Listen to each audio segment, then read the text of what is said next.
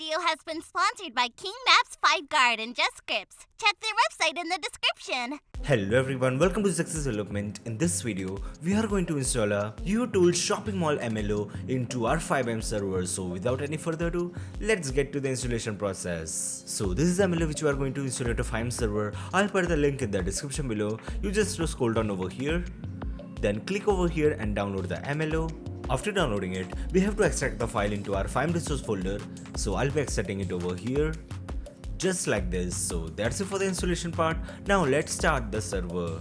So we are in a server now, and this is a tool store shopping mall which we have installed into our FiveM server, and this is the location in the map over here. Now let's get inside the mall. So this is the entrance of the mall over here, and these are the items which you can purchase it from here. As you can see, there are lots and different types of sections for the items. So that's it for today's video. I hope you enjoyed the video. If you enjoyed the video, make sure to like the video and subscribe to the channel for more videos related to FiveM development. Goodbye.